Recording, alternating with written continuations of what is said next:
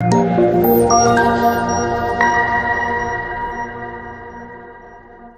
welcome to this episode of Think Business Live. I'm looking forward to talking with Rebecca Abel. Rebecca, it's great to connect with you, CEO and founder of Dvine cookies, which are incredible cookies. Cookies are, I would say, one of my biggest vices, and I love your cookies. So we're going to talk a lot about starting a business and entering into a space that some may see that is very crowded.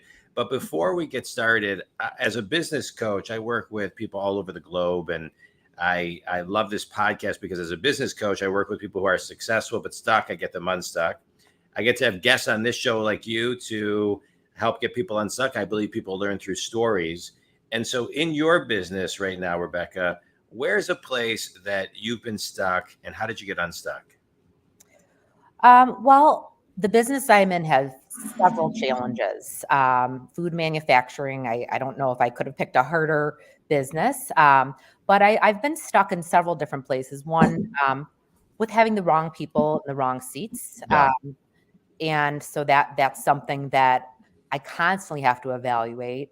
And I find once I get the right people in the right seats, that's instantly, a boost for me to get unstuck. There's also been times that I've been stuck just getting in my own way of fear because this is a very high risk business. And, if I get stuck in fear, it prevents my growth. So I constantly have to kind of reframe my thoughts and stay out of fear, even though it's a very scary business. You're always one client away from, something great or something disastrous. Yep. And so, it's about, the people and my own head. Yeah. It's amazing. It's two thoughts on that. It's amazing when you get people in the right seats, how everything else rises and the whole frequency and vibration of the business just really just kind of begins to change. And I think everybody appreciates when you get people in the right seats, and everybody appreciates when you get rid of toxic people.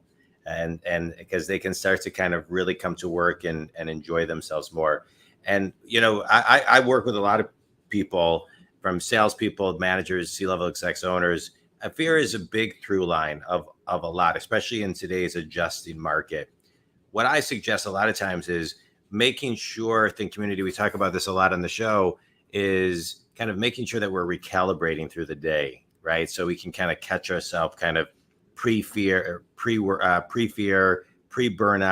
and almost using our calendar to say, okay, I gotta take a 2-minute walk at like 11 o'clock every day or 3 o'clock every day to make sure that I can just kind of regulate myself. So any thoughts on that, Rebecca?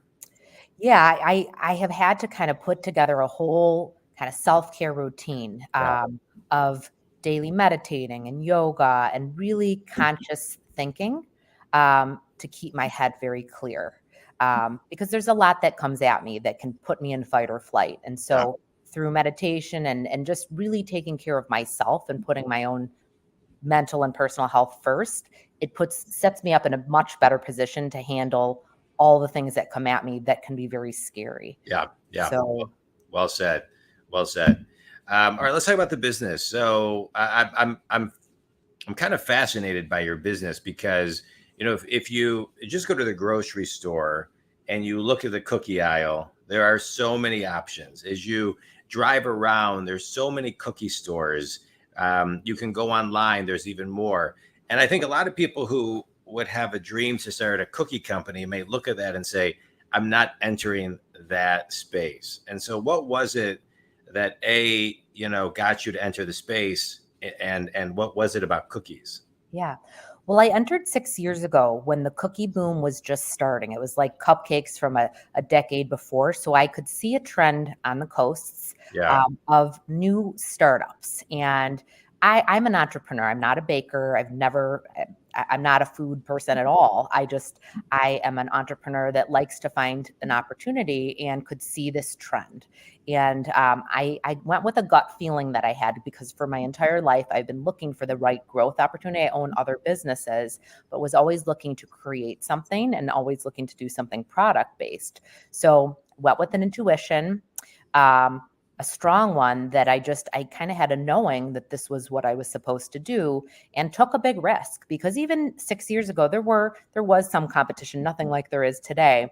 But I took a different approach, because there's a lot of cookie shops and there's a lot of online companies. I knew right off the bat that I wanted to be a wholesaler. So I don't view myself as a retail cookie brand. You'll barely see me on social media. I'm a business to business brand. So what I could see is there wasn't a lot of competition, and still is not a lot of competition in that space. So I think it's about, you can have a saturated market in certain parts of the market, but you've got to find an area that doesn't have competition up the wazoo. And that's the space I'm focused on. It's a much higher barrier to entry. So you can't start a food manufacturing company. It's a much bigger barrier to entry than just starting a cookie company. And I always wanted manufacturing. Yeah. I love it.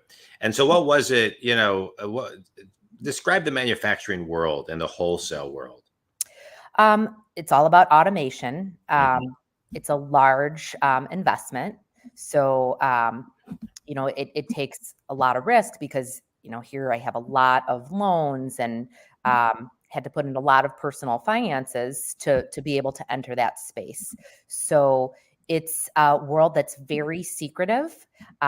There's just not information on how to do it. So I did it through a lot of trial and error, and made dozens of mistakes. It was always one step forward, two steps back.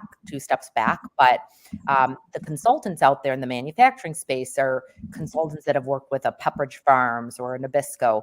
There's very few consultants that have worked with manufacturing startups. And so, like I said, I had to figure it out on my own. There wasn't the information. But because of this, it also made me feel comfortable that there's this very large barrier to entering a manufacturing space. So it's been the hardest thing I've ever done. But I always wanted a big, scalable, growth company. Yeah. Let's talk about, thank you for that. Well, congratulations on what you've built. It's really incredible. Let's talk about automation. I think a lot of companies coming into COVID, if we just go back a few years, realize that the systems and the processes and the automation of things that they really weren't up to par. And companies, I think, are looking at it completely differently today than they did in the past. And those newer entrepreneurs who enter new spaces with ideas, partners that understand operations and understand the technology and understand automation systems and processes, they can really jumpstart the business. And so, can you talk a little bit about that? I can. Unfortunately, I didn't have any partners in the beginning, and I still don't. So having a partner, somebody that really knows the business, I would say is key, because I didn't have it. That's where all my mistakes came in. So there's been several instances that I've ordered the wrong piece of equipment that just doesn't work at all. I've ordered machines that cost 10 times the cost of other similar machines. So yeah, I've made a lot of mistakes. And if I had to do it all over again, I would have partnered right from the get-go with somebody that truly understood automation to avoid a lot of those mistakes. But it's just challenging. They're not just hanging out there to be found. So yeah, it's a difficult business. Food manufacturing, like I said, it's the hardest thing. I never would have imagined it being as difficult as it is. But it's something that I'm passionate about and have a vision, and I've always had a vision for what this company will be. Yeah. And I've just gone with that. That's great. When you look at Ford, and he didn't necessarily completely invent the assembly line, but he really brought it to what it needed to be. The assembly line went from 12 hours to 93 minutes when he was putting things in. So, systems and processes, automation are key. I want to tap into you, the entrepreneur. Are they born, or are they, created? I feel like for me, I was born this way. As a 5-year-old, I was ready to be an adult, and I just can remember from the earliest age being ready to start a company. Yeah. And starting mini side hustles. So when I was a little kid, I went door to door trying to ask people if I could wash their cars. I did whatever I could to start a business and got a Yeah. lot of rejection. So I ended up starting a pop can business. So I would have my parents take me to art fairs or to parks, and I would collect cans. And, I loved coming up with something to make money. I thought it was fun and I wanted independence. So for me, I was born with the inclination, but I've been training myself for years of how to handle, smaller businesses, the stress of it. So it's a little bit of both, Yeah. but it's in my blood. Yeah. Yeah. So when you were going door to door and, the car wash and the Coke cans, who inspired you at that age? Well, neither of my parents were entrepreneurs. I don't know. Nobody really around me was an entrepreneur either. I had this desire to create something big. So I don't remember anybody or anything in particular, but that's why I say I was born like this, because it was just always inside of me and something that I always knew that I wanted. Yeah. Similar to you, I've read a little bit about your stuff. You knew that you wanted, something when you were young, and we're I also just knew. I knew. Yeah. And, and yeah, it was kind of like an inner knowing. I mean, my dad was an entrepreneur and a lot of people in my family were entrepreneurs, but it was still just kind of like, I just kind of had this knowing of what I wanted to do. Yeah. Yeah. Yeah. And I relate to that. I'm grateful for it. I have this like innate drive, but yeah, I had the vision when I was as early as I can remember of building a big company. Yeah. It's great. Define big. What does big mean? I think today, it's like, people define success and big differently. It's like my business. I work with people all over the globe. I have 7 virtual people that assist me, but I've got this global business, and really it's just me. I'm the only business coach, but I have a great support team, and it's amazing. I love it. And so, but I think 25 years ago, I couldn't do it because the technology wasn't there. The ability to promote wasn't there. So define success in big today. Well, there's a couple different pieces to it. So obviously there's the financial size that I aspire to grow to, but it's really more about impact. So I want a company big enough to have an impact on as many people as possible. I'd love to start a nonprofit arm of this business, doing mentorships and incubating other future small businesses. I'd love to have scholarship programs. And, there's some major challenges in the food business for barrier to entry and for barrier to scale. And so big is having the ability to impact and help other small and medium-sized businesses to grow as well. Yeah.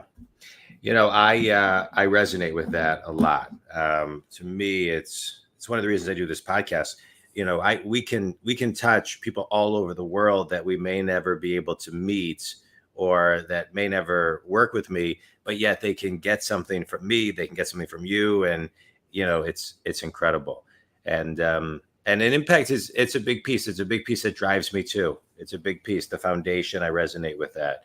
I'm actually launching in a couple weeks another coaching arm of it's a separate business, and I have a business partner for this one, and it's only for 16 to 28-year-olds, Rebecca. Wow. And it's only for people who are in high school, college, med school, graduate school, trade school, people who worked right out of college. And it's teaching them all the life, personal branding, and career things that they don't teach in college. That's great. Really bringing practical. We're actually going to have guest speakers every Wednesday, so maybe you'll come and speak on one of them. But it's good. But and it's a monthly type of coaching program. But it's to make a really big impact. So yeah, so I appreciate that. So fast forward, 10 years. Sure. What's the impact that Rebecca Abel, the entrepreneur, has had on, your piece of the world? Yeah. Well, I like to inspire people to take a risk and push people to grow. Yeah. And so I'm viewing that my impact is to work with as many people as possible by mentorship and incubation and just being somebody to give some friendly advice. Yeah. but I'd like to help as many people as possible and eventually not be working in the for-profit world, but be having I've founded nonprofits in the past. I can see myself going the nonprofit route once I've built, and eventually, my goal is to sell this company. I want to focus on doing things where I'm giving back. Yeah, it's great. It's great. Talk a little bit about that from a what does it feel like in your soul to give back? It feels like my calling. It feels like what, again, I'm supposed to do.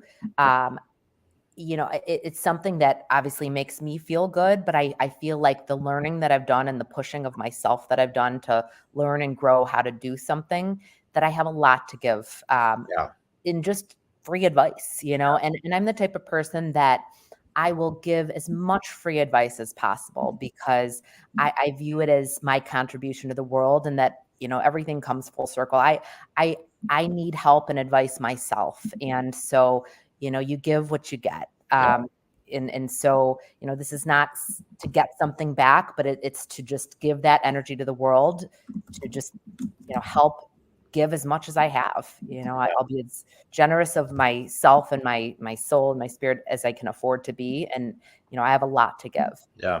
Let me ask you a question. To somebody who's listening right now, who is, business or anything is not as intuitive, they have kind of an entrepreneurial element to them. Maybe it's, 100%, maybe it's something that they need a business partner in, but they can't seem to get to their calling. How does somebody figure out with that? You've talked about your calling and your purpose in this. How does somebody who it doesn't innately kind of sit there, how do they get there? Well, the biggest thing to me is to give yourself a lot of time to be still. So I think that a lot of people don't know what their calling is or what they want because they're flooded with stimulation, our phones, our TVs, the news, talking to friends. In order to find that, you have to be silent.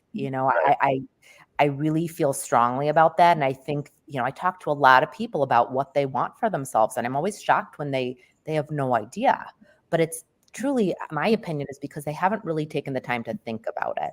So you've got to take a lot of time to be still and to take away all of these distractions to really figure that piece out. And you've also got to be realistic about your talents and abilities and what you're not good at, and avoid putting yourself in a situation where it's not a fit. You don't want to be in the wrong seat yourself. So getting quiet and getting honest with yourself about your talents, your abilities, what you're not good at is a big part of then fitting that into the right opportunity.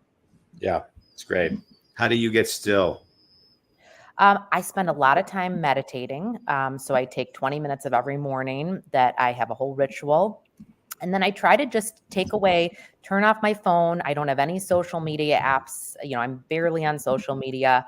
I try to not watch much TV. So I take away a lot of the things that I would find would distract me, and try to just be. So whether it's walks, I don't listen to music in the car. So the car is also a really good time for me to be still with my thoughts. I don't have music on. I'm not on the phone. I'm just being. Yeah, that's great. So, but it's been a conscious effort because I have the type of personality that, I was checking apps. I was checking my email constantly. So I have to put in certain barriers to compulsively doing those things that take away that still time. Yeah. That's really important. I do. Do you do TM by chance?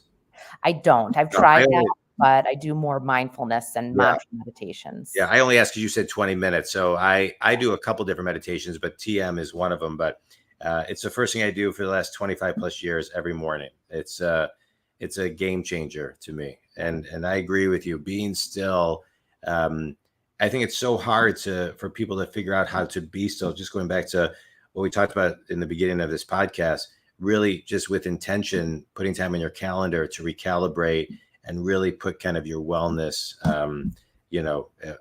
wellness first. I love it. It's great. All right, let's do a quick speed round. You ready? Yes. All right. A book, a TED Talk, or an article that's had the biggest impact on you? Well, I'm a big fan of the Harvard Business Review. So Okay. I read that religiously. I get a lot of ideas on that, both the magazine and then I buy the annual books. Yeah. No, those are really good. Yeah. Best piece of wisdom you've ever received? Um, that's a tough one. I think don't go shoe shopping without shoes. So work a lot with Jim Hiller, and he says that don't cut something off before you have the replacement. Yeah. Good. And last question. What is one thing that everybody can do to kind of tap into their inner entrepreneur? Silence your cell phones. Get away from the stimulation. Just sit with yourself and daydream about what's your ultimate life. So those daydreams are to me part of your calling. Yeah. And so yeah, get silent, get quiet, and just be one with yourself. Yeah. I love it. I love it. Rebecca, this was great. I really appreciate your time. Tell everybody where they can buy your cookies, where they can, just everything about you and where they can connect with you. Yeah. Well, we're a private label manufacturing company predominantly. So we make all the cookies for Beyond Juice or Detroit Wing or a big company called Sugar Wish out of Colorado. So you may be eating our cookies and not realize it. We do have a new line that's coming out in Meijer stores. But a lot of the times you'll be eating our cookie and you won't know it. So if you have a good cookie, chances are it's Dvine. And if people want to get a hold of you, your website is? DvineCookies.com. It's great. Rebecca, thanks. This was great. I loved connecting with you. I loved hearing your story. Think community. I just want to extract a couple of things that Rebecca shared, which I think are really critical in my life, but in business as well, which is the power of being still, the power of silent time, the power of limiting distractions, but also with intent, really kind of making a conscious effort and making appointments with yourself and committing to whether it's driving without music so you can daydream. I love what you say. Your daydreams are part of your calling. Find that space. I've been thinking about taking my apps, social apps off my phone because I find myself scrolling too much and I don't want to. I'd rather be reading or something. So I think you've inspired me to kind of take them off my phone and just use them when I'm, on my computer. So thanks for that. But whatever works for you, Think community, do what you need to do to get the amount of time you need to be still in your day. It's so important for your growth. Rebecca, this is great. I really appreciate you taking time to be on the show. Any last thoughts? Thoughts are our feelings, our thoughts are everything. So really, get conscious of your thoughts. Yeah, I love it. Okay. Thanks, Rebecca. Think community. Thank you so much.